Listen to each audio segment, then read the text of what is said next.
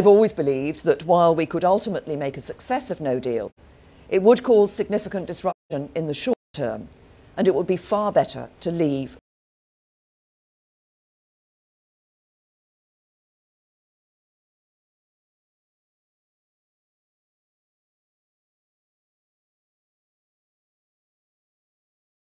this.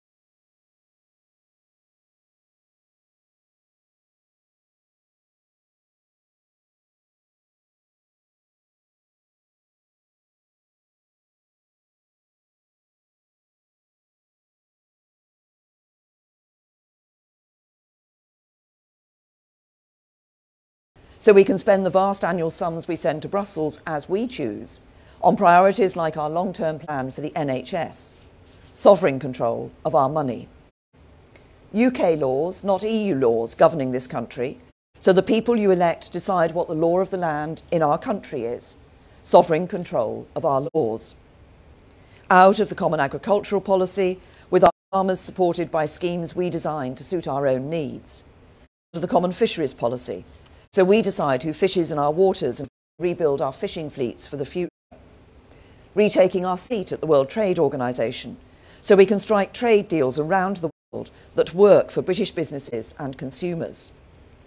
The rights of valued EU citizens here guaranteed, and reciprocal guarantees for UK citizens across Europe. The partnerships between our police forces and security services that protect us every day from threats that know no borders, sustained. An implementation period that ensures our departure from the EU is smooth and orderly, protecting your jobs. And yes, a guarantee that the people of Northern Ireland can carry on living their lives just as they do now, whatever the future holds. These are valuable prizes. The deal honours the vote in the referendum by translating the people's instruction into a detailed and practical plan for a better future. No one else has put forward an alternative which does this. Compare that outcome to the alternatives of no deal or no Brexit. With no deal, we would have no implementation period, no security cooperation, no guarantees for UK citizens overseas, no certainty for businesses and workers here in Stoke and across the UK, and changes to everyday life in Northern Ireland that would put the future of our union at risk. And with no Brexit, as I've said, we would risk a subversion of the democratic process. We will be sending a message from Westminster to communities like Stoke that your voices do not count. The way to close off both of these potential avenues of uncertainty is clear. It is for MPs to back the deal the government has negotiated and move our country forward into the bright future that awaits us. I've always believed that there is a majority in the House of Commons for a smooth and orderly exit delivered by means of withdrawal agreement, and that's why the government tabled the motion for the meaningful vote last month. But it became clear that MPs' concerns about one particular aspect of the deal, the backstop preventing a hard border between Northern Ireland and Ireland in the event that we cannot reach agreement on our new relationship before the end of the implementation period, meant that there was no prospect of winning the vote. So I suspended the debate to allow time for further discussions with the EU to address those concerns. Today I've published the outcome of those discussions in the form of letters between the UK government and the presidents of the European Commission and European Council.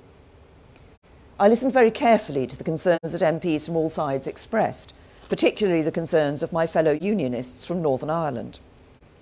In my discussions with the EU, we explored a number of the suggestions made by MPs, both about how the backstop would operate and for how long. The EU have said throughout that they would not renegotiate the withdrawal agreement or reopen its text for alteration, and that remained the case throughout my discussions at the December European Council and since. I also pursued in discussions a proposal for a fixed date with legal force, guaranteeing the point at which the future partnership would come into force, because that is the way to bring an end to the backstop, by agreeing our new relationship. The EU position was that while they never want or expect the backstop to come into force, a legal time limit was not possible. But while we did not achieve that, we have secured valuable new clarifications and assurances to put before the House of Commons, including on getting our future relationship in place rapidly, so that the backstop should never need to be used. We now have a commitment from the EU that work on our new relationship can begin as soon as possible after the signing of the withdrawal agreement in advance of the 29th of March, and we have an explicit commitment that this new relationship does not need to replicate the backstop in any respect whatsoever.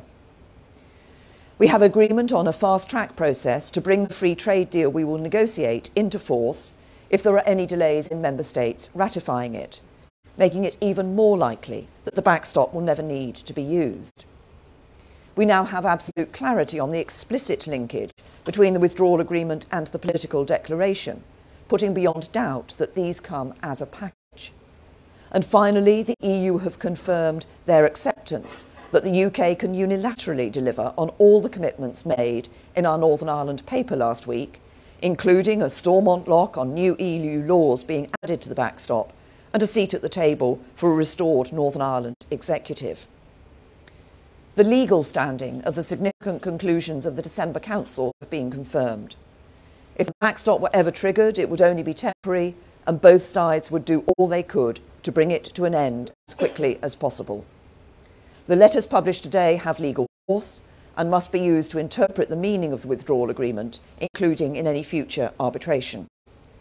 They make absolutely clear that the backstop is not a threat or a trap. Now, I fully understand that the new legal and political assurances, which are contained in the letters from Donald Tusk and Jean-Claude Juncker, do not go as far as some MPs would like. But I'm convinced that MPs now have the clearest assurances that this is the best deal possible and that it is worthy of their support. Two other areas of concern raised and reflected in amendments tabled to the meaningful vote are the protection of workers' rights on environmental standards.